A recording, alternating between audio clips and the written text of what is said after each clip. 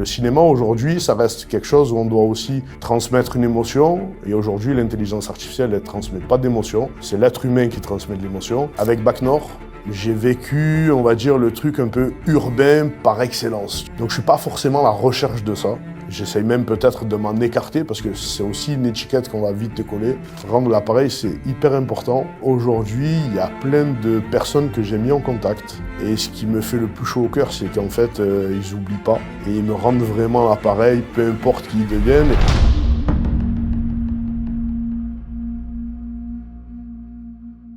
Hello tout le monde, c'est Samuel, bienvenue dans ce 13e numéro de Ciné Massilia. Aujourd'hui, mon invité est directeur du développement et d'exploitation de la plus grande infrastructure des studios de cinéma dans le sud de la France. La passion et l'engagement le définissent bien.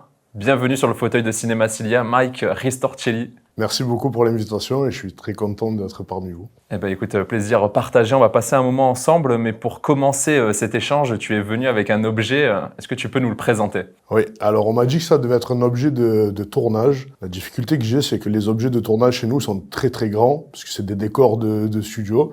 Donc j'ai pas pu ramener un objet de tournage, mais j'ai ramené un objet qui me caractérise beaucoup et qui m'a permis d'avancer vraiment dans la vie. Je suis fan des jeux d'échecs. Donc j'ai ramené un pion d'échecs. D'accord. J'ai ramené ce pion, c'est pas n'importe quel pion, c'est le fou. Parce qu'on m'a souvent caractérisé de fou. Fou quand j'ai dit que j'allais faire des vidéoclips pour des stars internationales. Quand j'ai dit que j'allais faire des vidéoclips à Marseille. Fou quand j'ai dit que j'allais faire des studios et que j'allais travailler dans le monde du cinéma. Et en fait, j'adore les jeux d'échecs, ça représente bien la vie. Et ce pion, il est aussi en bois d'olivier. Et pour moi, c'est quelque chose d'authentique. Donc, un fou authentique, c'est un peu ce que je suis. Très belle résonance, effectivement. Comme je le disais, tu es le directeur du développement et de l'exploitation de Provence Studio à Martigues. Concrètement, qu'est-ce que ça implique au quotidien ? Quel est ton rôle ? Alors, c'est vrai que j'ai du mal à définir vraiment mon rôle au quotidien, parce qu'il est tellement vaste, mais au départ, c'est d'aller développer les infrastructures de cinéma dans le sud. Ensuite, c'est faire du commerce, c'est aller chercher des tournages. Et en réalité, même moi, au début, quand je suis arrivé à Provence Studio, j'ai eu du mal à comprendre l'étendue de ce que je devais faire. Et Olivier Marchetti, qui est le président et fondateur des studios, une fois je suis allé dans son bureau, je lui ai dit « Olivier, en quoi consiste mon métier ? Parce que je fais de l'exploitation, je fais du développement, je fais du commerce, je fais de la communication, je fais de la direction aussi. » Il m'a dit « Mike, c'est simple. On est en train de bâtir quelque chose d'unique dans le Sud. Si demain il m'arrive quelque chose, il faut bien que cette structure continue à avancer. Ben, tu dois avoir le même niveau de compréhension que moi. Et donc je suis aux côtés d'Olivier Marchetti tous les jours et je développe les infrastructures de cinéma dans le Sud à ses côtés. » C'est quoi une journée type pour toi ? Il n'y a pas de journée type, justement, c'est ça qui est intéressant. Moi, ce que j'aime, c'est que j'ai jamais une journée pareille. Mais bon, en général, une journée type, ça commence par le bureau, les équipes, mettre en place les équipes, accueillir les tournages, regarder si les tournages se passent bien, et continuer à développer les studios avec des rendez-vous. En fait, si tu restes dans le bureau avec moi une journée, tu vas dire, mais j'ai rien compris à ce qu'il fait. Un coup, tu vas avoir, je discute avec des architectes, un coup avec des bureaux d'études, un coup avec des producteurs, un coup avec des acteurs, des influenceurs, nos propres équipes. Et c'est ce que j'aime au quotidien, c'est qu'il n'y a pas une journée qui est pareille. Ouais, anti-monotonie finalement. Oui, oui. Alors j'ai vu que l'activité des studios battait son plein actuellement, et à Provence Studio, il y a cette motivation, cette ambition de produire autrement. Produire autrement, ça passe par quoi ? Alors, produire autrement, déjà, c'est produire chez nous. C'est produire depuis la région sud, quelque chose que nous, on est fiers, un peu comme ce que vous initiez, vous, aujourd'hui, dans votre média, c'est-à-dire des infrastructures dans le sud, parce que, pour ma part, et j'imagine que ça a été pareil pour vous, on a souvent entendu que tout se passait à Paris ou que tout devait se passer à Paris. Et donc, produire autrement, c'est déjà ça, c'est produire depuis chez nous. Et ça va aller jusqu'à produire aussi nos propres histoires, c'est-à-dire qu'aujourd'hui, notre territoire regorge d'histoires. Et donc, ça peut être aussi ça, produire autrement.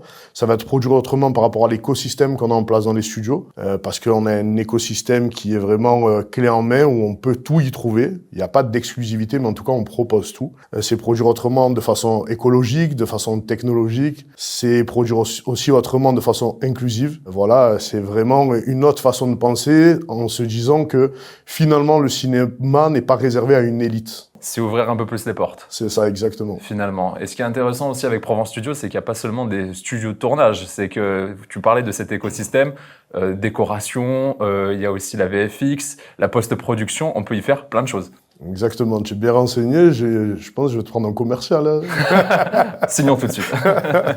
Oui, non, mais exactement. Ce qu'on a fait avec Olivier Marchetti, c'est qu'on s'est dit, OK, on va développer des plateaux, on va mettre des outils à disposition des productions et des réalisateurs, mais de quoi les productions vont aussi avoir besoin. Et on s'est dit, ils vont avoir besoin de costumes. Donc, on a créé une filiale avec des costumes. Plus de 60 000 pièces de costumes des années 40 à nos jours. On a créé une filiale de décoration, pareil, 10 000 mètres carrés d'espace de stockage, de décors, d'ateliers. Une société de VFX, La Planète Rouge, qui fait aussi du studio virtuel, donc des VFX et aussi du studio virtuel. On a sur place de la motion capture et du développement de jeux vidéo et de VR. On a des partenaires qui sont venus nous rejoindre, c'est-à-dire que soit on parlait avec des partenaires et c'était intéressant qu'ils s'installent sur le site. Ça a été le cas de Marache. Marache, c'est tout ce qui est les armes et les costumes d'officiels, type police, maton, tout ça. Donc ça, c'est une structure qui existe déjà depuis des années, mais qui s'est implantée dans les studios. Puis il y a d'autres structures qui se sont développées à nos côtés, comme Montmars, tout ce qui est post-synchronisation, studio de doublage. Et aujourd'hui, en fait, on se fixe pas de limite. On se dit qu'un directeur de production, quand il nous demande des besoins, on est potentiellement en mesure de répondre à chaque ligne de son devis. Bien sûr. Et dans toute cette modernisation, quelle place se fait l'intelligence artificielle dans vos locaux? Alors c'est vrai que nous, on est industrie technique. Donc on a un peu moins peur de parler de l'intelligence artificielle que, par exemple, des regroupements d'acteurs ou des streamers qui vont vraiment doucement avec l'intelligence artificielle. Pour nous, c'est un outil de plus. Ça veut dire que c'est un outil qu'on peut utiliser, qu'on peut regarder, tout en faisant attention aux droits d'auteur, parce que ça, c'est très, très important. Mais pour nous, ça reste un outil en plus qui permet de développer des choses. Moi, je sais que quand je suis arrivé dans la musique, c'est par ce biais-là que je suis rentré dans le cinéma, par le vidéoclip. J'ai vécu une transition, c'est-à-dire que moi, quand j'arrivais, j'étais aux caméras numériques, à MySpace, YouTube. Et à ce moment-là, c'était plutôt la télévision, la pellicule. Et en fait, ce changement d'outil, on va dire, m'a permis à moi d'exister. Donc aujourd'hui, l'intelligence artificielle, elle va permettre aussi à de jeunes créateurs de s'exprimer, de développer autre chose. Mais pour moi, ça reste un outil. Après, c'est vrai que ça va se développer un peu plus dans l'industrie, par exemple, du vidéoclip ou de la publicité. Parce que c'est des besoins de répondre à un marché. Le cinéma, aujourd'hui, ça reste quelque chose où on doit aussi transmettre une émotion. Et aujourd'hui, l'intelligence artificielle, elle transmet pas d'émotion. C'est l'être humain qui transmet de l'émotion. Et j'ai envie de dire, si demain l'intelligence artificielle fait des films, quel ordinateur ira à la montée des marches ou quel ordinateur signera des autographes? Le cinéma, c'est pas juste avoir une image. Non, c'est Bien sûr. C'est de l'émotion, voilà. Justement, tous ces films sont au cœur de nos échanges. Toi, tu en vois régulièrement des tournages à Provence Studio. Est-ce qu'il y en a comme ça qui t'ont plus marqué que d'autres dans les décors ou autres?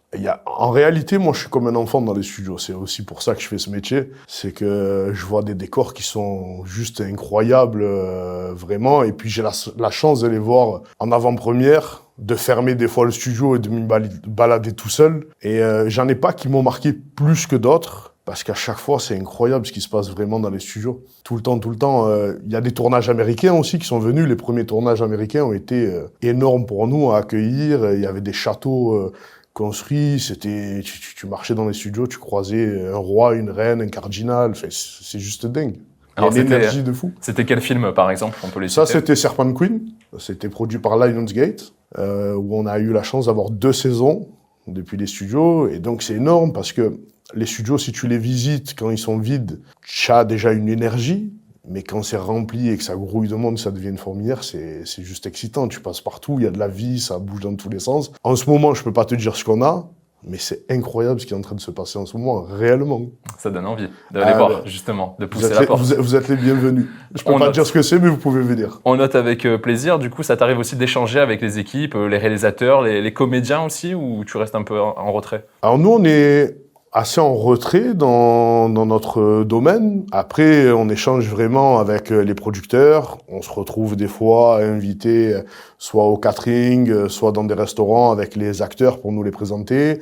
On les croise sur les plateaux. Après, notre métier, c'est aussi de savoir accueillir sans trop être là, imposant. Voilà, nous, on accueille les productions. Et c'est vrai que si on nous invite à rencontrer des acteurs, actrices, on le fait avec grand plaisir. Ça a été le cas, on a eu un projet avec Gérard Jugnot, Mauvaise Pioche, Et donc, je me suis retrouvé à table à manger, à déjeuner avec Gérard Jugnot. Pour moi, c'était incroyable. Parce que c'est une personne que je regardais à la télé quand j'étais petit en regardant Le Père Noël est une ordure. Et là, il est avec moi, on discute de projets. C'est énorme. Moi, ce que je trouve intéressant depuis qu'on échange, c'est que malgré tes fonctions et cette passion, il y a toujours ce regard d'enfant, cette part d'enfant qui reste. Tu arrives à la cultiver. Moi, je suis comme un enfant, vraiment, réellement. Je découvre, waouh, c'est génial. C'est-à-dire que j'ai des journées qui sont assez dures, assez longues, tu vois, qui peuvent commencer, on va dire, de 5h du matin, qui vont finir à 23h.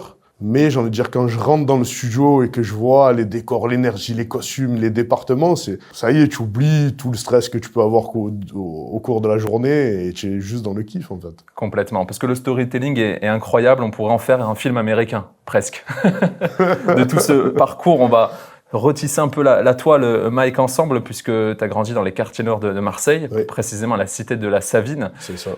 Au fil des années, tu vas commencer à monter ta première boîte avec seulement 300 € en poche, Ouais. BeatBounce. C'est ça. Et là, il va se passer des choses incroyables. Comment ça va te forger cette aventure?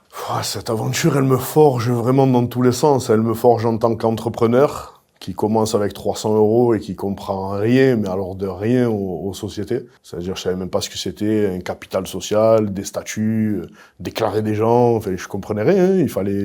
J'ai tout appris réellement. Donc, ça m'a vraiment forgé, on va dire, en tant que directeur, de savoir diriger une société, parce que c'est ce que j'ai fait pendant 10 ans. Mais ça m'a forgé aussi sur le côté d'accomplir ses rêves.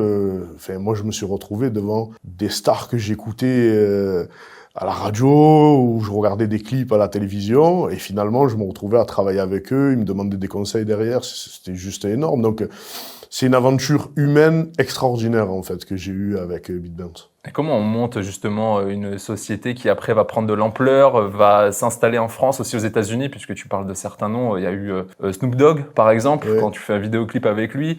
Comment est-ce qu'on arrive à monter petit à petit au fil des années? Il y a forcément des embûches, mais avec quelle force on continue? J'ai envie de te dire, il y a que des embûches. D'accord. Mais c'est pareil, tu vois, c'est Ouais. pareil qu'une journée difficile. C'est-à-dire que tu as des journées qui sont compliquées, mais finalement, quand tu tiens et que tu arrives à avoir quelque chose qui te fait kiffer, ben, c'est pas grave. Tu peux avoir 10 journées de galère ou 10 galères. Si tu as une journée qui te permet de dire, ah, ça, c'est génial, ben, elle efface les 10 journées de galère. Et comment on monte? Ben, vraiment petit à petit, en 10 ans, il s'en passe des choses. Et c'est vraiment petit à petit, à force des bras et du travail. Et comment on arrive à garder justement une vision dite artistique et en même temps la partie business? Ça, c'est vrai que c'est quelque chose qui est assez compliqué. Parce que moi, je suis vraiment allé dans l'industrie du vidéoclip parce que c'est quelque chose que j'aimais. Ça veut dire, je regardais les artistes, je regardais les clips, j'écoutais les musiques. J'étais vraiment en mode, waouh, ça c'est un monde qui est génial. Et petit à petit, c'est vrai qu'au bout de 10 ans, et c'est d'ailleurs aussi une des choses qui a fait que j'ai arrêté, c'est que j'étais plus devenu un businessman de la musique qu'un passionné de musique. Parce que au départ, quand tu es débutant, tu penses que un bon artiste, c'est quelqu'un qui fait de bonnes chansons, qui fait de bons clips et qui va forcément atterrir en radio. Et puis tu t'aperçois que c'est vraiment beaucoup de business derrière. Et tu vas petit à petit perdre ton goût pour la musique et rentrer de plus en plus dans le business. Et j'ai découvert autre chose. Je me suis aussi passionné pour le business.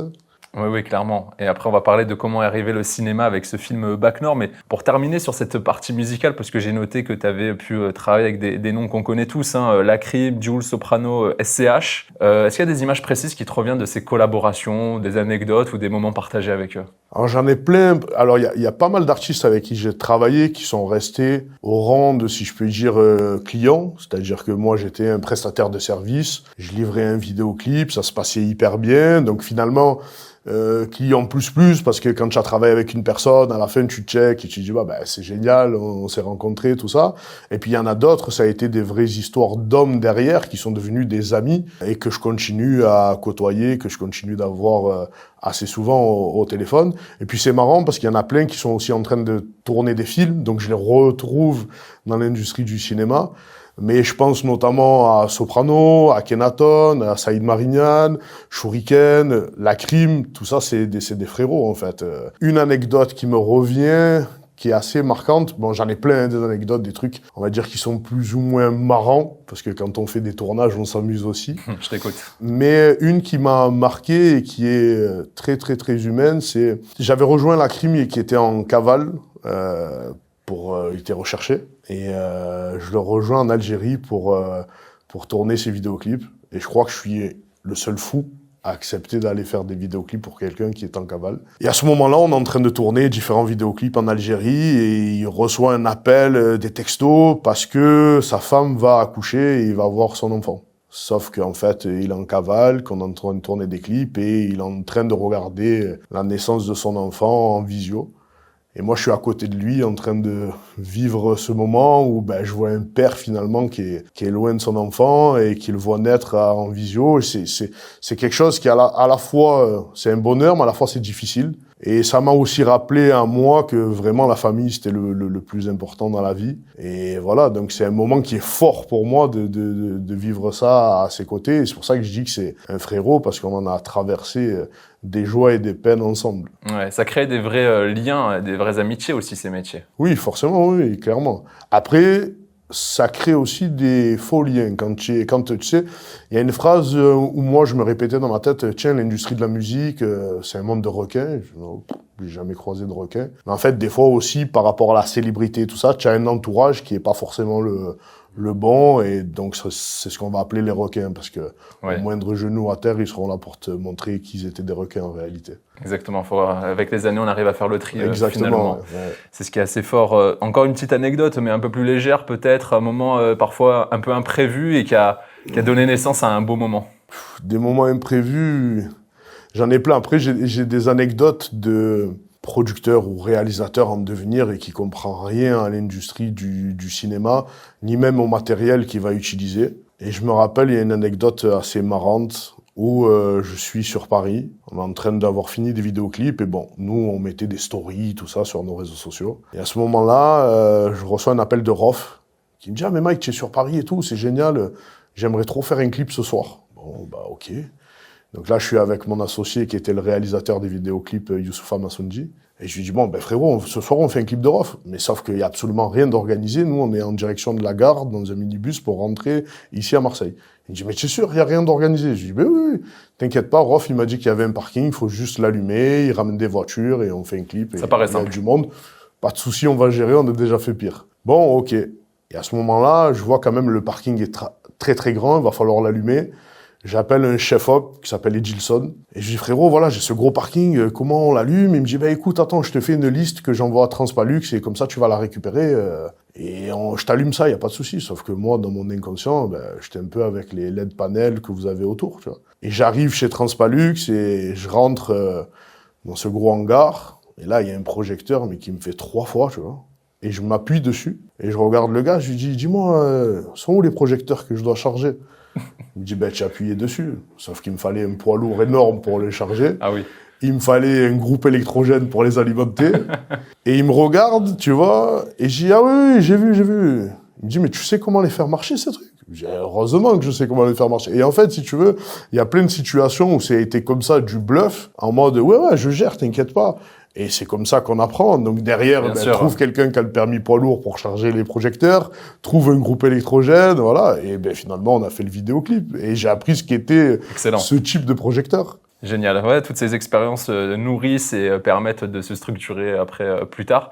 Qu'est-ce qui t'a donné envie après de créer ta propre boîte, French Movies Connection, et de te lancer dans le cinéma? Alors c'est une envie et c'est aussi une opportunité. Enfin, on kiffe nous depuis le début faire du cinéma, mais c'était difficile de rentrer dans le monde du cinéma. Et surtout quand moi j'arrivais et que je me retrouvais à des tables où il y avait de grands réalisateurs ou de grands producteurs, si tu veux, quand moi je disais je fais du vidéoclip, c'était comme si je disais coucou, je suis le guignol de l'histoire. Tu vois, c'est pas très très pris au sérieux. Maintenant, on va dire que l'urbain, le rap, c'est un peu plus rentré dans les mœurs, c'est beaucoup plus écouté. Donc, je pense que aujourd'hui, si je dis je fais du rap, d'ailleurs, il y a qu'à voir, je reçois, quand Jul annonce un concert, je reçois au moins 100 textos en mode Mike, tu n'as pas des places de Jul? Je dis non, mais je le connais, mais c'est pas pour autant que je reçois des places par kilomètre de Jul, mais qui viennent de producteurs connus et autres. Donc ça a vraiment changé les mentalités. Mais c'est vrai que c'était assez compliqué. Et comment je viens finalement à créer la boîte, c'est qu'on avait fait une série pour la crime qui s'appelle Force et Honneur, avec Studio Canal, qui avait super bien marché. Et moi, j'avais de plus en plus envie de faire du cinéma. Et je rencontre Hugo Sélignac et Vincent Mazel, qui à l'époque travaillaient ensemble dans une boîte qui s'appelle Shifumi. Et ils m'invitent à l'avant-première du film qu'avait fait Gilles Lelouch. Je crois que c'était son premier film en tant que réalisateur, Le Grand Bain. Un grand bain, oui. Et à la fin de ce film-là, il y a un peu une sorte de petite soirée pour fêter l'avant-première. Et je rencontre Cédric Jiménez, et Cédric Jiménez, que Hugo Sélignac me présente, me dit, là, on travaille sur un film sur la BAC Nord. Et moi, je dis tout de suite, la BAC Nord, je la connais assez bien, parce qu'à travers tous les vidéoclips que j'ai pu faire avec des fausses armes, des fumigènes, des mecs qui cabrent en crosse, sans casque, dans tous les quartiers, ils m'ont contrôlé énormément de fois, jusqu'à m'appeler, c'est le gars des clips, ils me contrôlaient même plus, ils passaient, ça va le clip et tout. Et donc finalement, je les connaissais. Et donc petit à petit, je les ai appelés, j'ai dit qu'on travaillait sur un projet comme celui-là, ils ont participé à l'écriture, et finalement Hugo Sélignac et Vincent Mazel me disent Mike, tu es parti vachement au développement du projet, donc comment tu veux faire, est-ce que ça t'intéresserait d'être coproducteur? Et moi je dis oui, génial, j'aimerais être coproducteur, et j'ai même une autre petite demande, c'est que moi j'ai besoin d'avoir une carte de visite pour montrer dans le cinéma je suis capable de faire des choses. Est-ce que je pourrais faire la production exécutive du projet? Ça me servira de carte de visite, et ils ont accepté ça, et je les en remercie parce qu'ils m'ont mis le pied à l'étrier, si on peut dire comme ça. Ça a été le point de départ, ouais. Et ça a été le point de départ, et derrière ça a été aussi un succès, parce que c'est pas tout de faire un film. Si tu fais quelque chose qui fonctionne pas, tu as une carte de visite un peu pas top, on va dire. Exactement. Là, et quelle différence entre coproduction et production exécutive?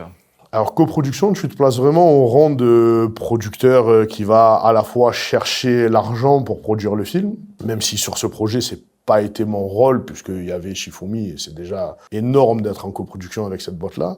Mais c'est plutôt le producteur au sens large du terme, il va chercher l'argent, les réalisateurs, les acteurs, et il fait son film. Et production exécutive, c'est plutôt la fabrication du film. Et c'est vrai que moi, aujourd'hui, je suis un professionnel de la fabrication du film, c'est-à-dire que je maîtrise tous les départements, tous les coûts, et tout le savoir-faire aussi sur le terrain. Clairement. Alors, pour finir sur BAC Nord, il y a cette musique de Jul que tout le monde connaît. On affilie le film un peu à cette musique. Tu me disais connaître Jul. Il est arrivé comment sur ce film? Ça s'est imposé naturellement? Ouais, en fait, moi, j'ai vraiment pas mon mot à dire sur pas grand-chose finalement sur le film. Je participais à la création de ce projet-là, mais c'est vraiment une envie du réalisateur, une fois qu'il a tourné ses images, de mettre cette musique ou de tourner avec. Et moi, j'ai servi de relais en fait sur ce projet, parce que tout de suite, quand le producteur m'a appelé, il m'a dit Mike, on aimerait mettre une musique de Jul. J'ai dit t'inquiète pas, j'ai les contacts, j'ai fait la mise en relation, et c'est vraiment le réalisateur qui choisit les musiques qu'il met sur son projet. En tout cas, moi, en tant que Marseillais, avec un projet que je coproduis, où je fais de la prod exé, je suis super content qu'il y ait Jul à l'intérieur. Clairement. Et là, est-ce qu'il y a d'autres projets en ce sens de coproduire des projets de long métrage ou de séries? Oui, j'en ai plein sur différents paliers, parce que par exemple, aujourd'hui, nous, on pense et on essaye de conserver l'exception culturelle française avec Olivier, parce qu'il y a des projets aujourd'hui qui ont du mal à se boucler. On est dans un moment aussi où le cinéma manque peut-être de financement, ou parfois de financement, et on fait ce qu'on appelle de l'apport en industrie sur certains projets. C'est-à-dire qu'on rentre avec nos différentes filiales en coproduction. C'est pas une envie d'être producteur, parce que finalement, moi, je le suis déjà. Mais c'est plutôt une envie de soutenir les projets, et encore une fois, de produire autrement. Et c'est quelque chose qui est encore une fois payant, puisque cette année, à Cannes, il y a un film qui est sélectionné, en sélection de minuit, qui s'appelle Roma Elastica, avec Marion Cotillard, et c'est un projet dans lequel on est coproducteur avec Provence Studio. Incroyable. Ah, c'est génial. Ça fait une belle aventure. Il y a une petite histoire aussi avec le Festival de Cannes, puisque Titane, le film de Julia Ducournau, a eu une palme d'or. Il y a une scène qui a été tournée à Provence Studio, donc venir tourner à Provence Studio, ça peut porter chance. Je l'espère. En tout cas, on peut s'en servir peut-être comme argument marketing. Qu'est-ce que tu cherches un peu comme projet justement à produire? Est-ce qu'il y a des histoires en particulier qui t'intéressent plus que d'autres, qui te touchent? Ben voilà, tu as dit le mot. En fait, j'ai pas d'histoire que j'ai envie plus que d'autres. Je cherche des projets qui me touchent, et je me dis, en fait, si ce projet-là me touche à moi, il peut toucher aussi d'autres personnes. Je cherche des projets avec une authenticité, une émotion. Voilà ce que je cherche en réalité. Et qu'est-ce qui peut te toucher? Il y a plein de choses qui touchent. L'amour, ça touche.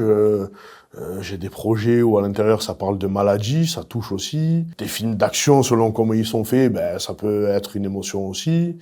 Mais c'est vrai que, si tu veux, par exemple, avec BAC Nord, j'ai vécu, on va dire, le truc un peu urbain par excellence, tu vois, en mode, il y a la police, ça tire. Donc, je suis pas forcément à la recherche de ça. J'essaye même peut-être de m'en écarter parce que c'est aussi une étiquette qu'on va vite te coller de, tu as grandi dans les quartiers, alors tu peux faire que des trucs avec des voyous, de la mafia, de la police.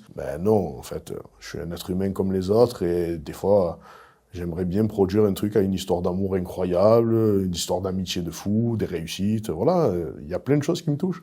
On t'envoie des scénarios directement? Il y a plein de projets qui sont envoyés au studio directement. On communique pas forcément dessus parce que la difficulté qu'on a, c'est que c'est un vrai pôle, le développement de scénarios, avec des personnes qui lisent, avec des fiches de lecture qui sont faites, des retours. Et nous, c'est pas encore structuré. Ça veut dire que on veut pas le devenir, on y travaille dessus, parce qu'on a des ateliers d'écriture qui se passent chez nous, tout ça. Mais c'est vrai qu'en général, quand tu as fait un scénario, que tu l'envoies, tu vas avoir tendance à être un peu impatient. En mode, alors ça vous a plu, alors ça peut être produit. Et nous, en réalité, on n'est pas encore dans ces phases-là, mais on tend à le devenir, donc on communique pas dessus. Mais c'est vrai que quand on en reçoit au studio, on les lit et on regarde et on essaye même parfois de faire des mises en relation avec des producteurs en disant, tiens, on a reçu ce scénario de tel ou tel jeune scénariste, parce que souvent c'est des scénaristes en devenir, et des scénaristes qui sont très connus, nous n'envoient pas de scénario, ils n'ont pas de mal à avoir la production de projets.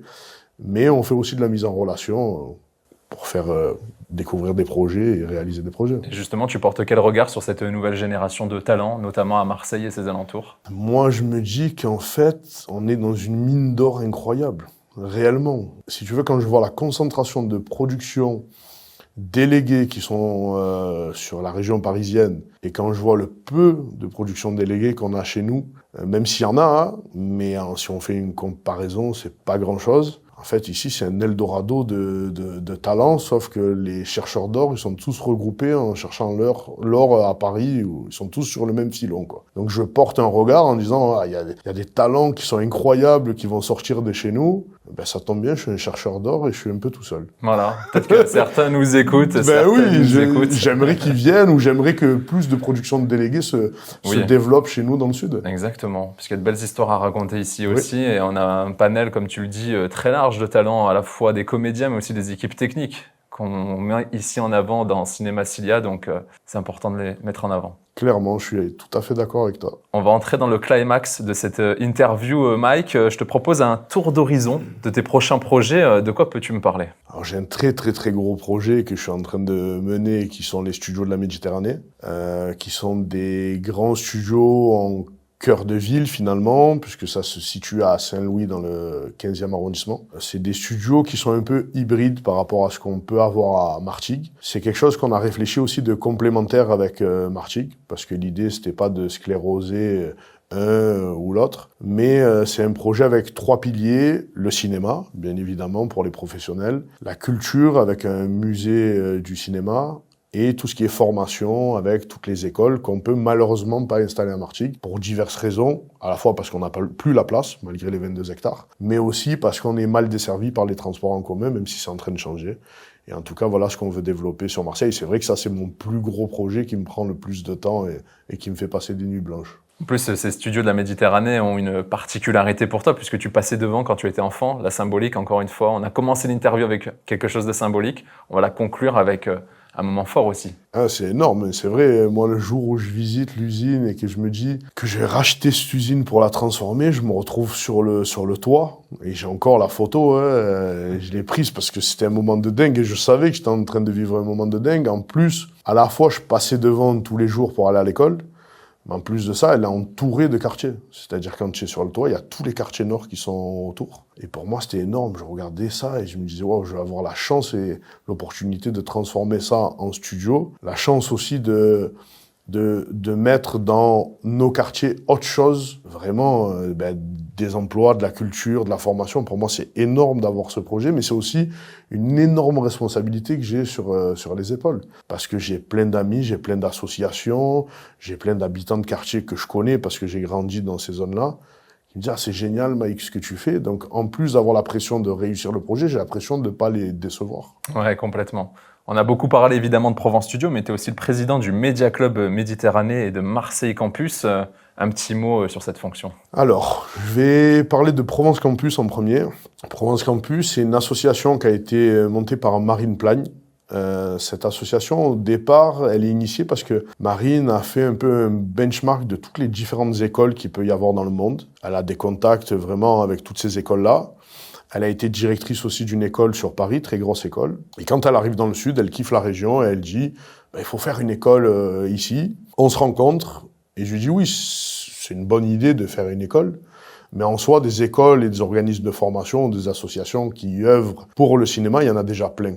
Et en fait, pour faire quelque chose qui existe déjà, il n'y a pas un grand intérêt. Par contre, toutes ces écoles, ces associations, ces regroupements de techniciens ne discutent pas ensemble, ne discutent pas aussi avec les professionnels, n'ont aucun lien avec les écoles internationales. Donc, il y a une interface à créer. Et j'ai dit, cette interface, oui, c'est quelque chose d'intéressant. Elle me dit, c'est génial que tu trouves ça intéressant parce que je veux que tu sois le président de ça. Ok. J'ai dit, bon, en quoi ça consiste? Elle m'a dit, Mike, t'inquiète pas, je gère tout, tu signes des papiers et je gère ça. Et aujourd'hui, c'est quelque chose qui me prend aussi du temps, mais qui me passionne parce que souvent, quand on me dit, mais c'est quoi Provence Campus? J'ai pas compris, c'est une école.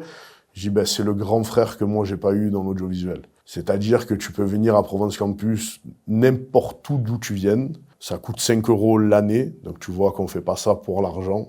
Mais malgré tout, à l'intérieur, il y a des castings, il y a des mises en relation avec les productions, il y a des ateliers de jeux d'acteurs qui sont menés par le directeur Lies Kawa, qui est aussi un grand acteur, qui a joué dans différents projets. Et donc, il y a des cours de qualité, il y a des mises en relation avec les écoles, les étudiants, les productions. Donc, ça fait vraiment le rôle d'interface et c'est vraiment un grand frère qui t'aide à débuter et à naviguer dans le monde du cinéma.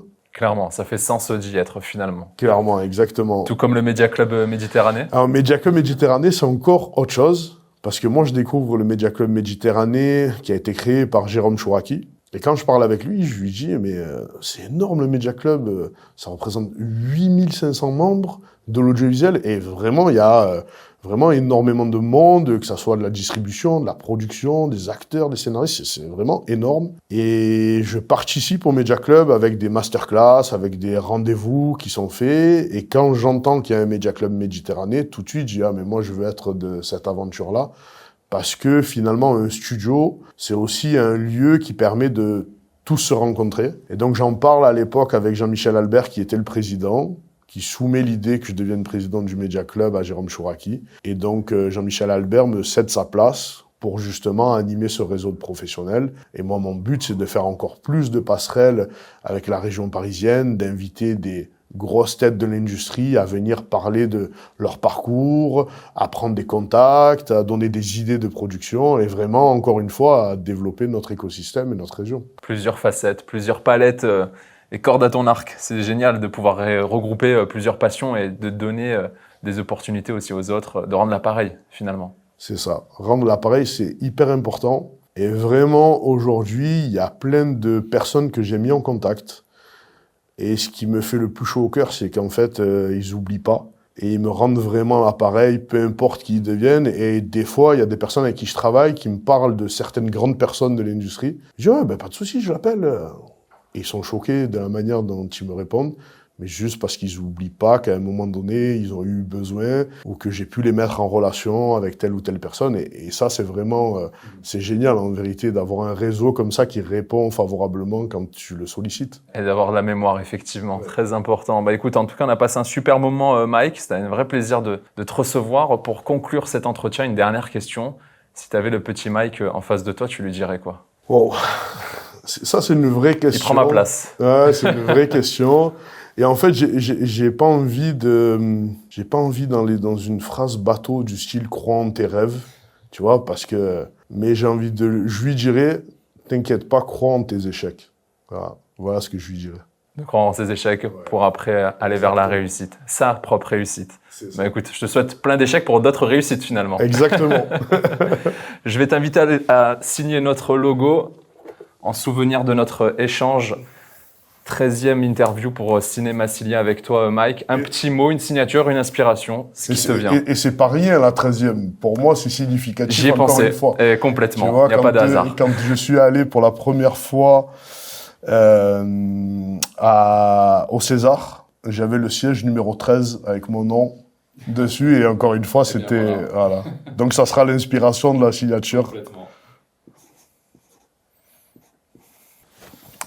Merci beaucoup, Mike. Merci Je à reprends toi et ça. merci à toute l'équipe. Tu C'était un laisses vrai une plaisir et un honneur. trace de ton passage ici et au plaisir de te recevoir à l'avenir pour les autres projets, les autres innovations.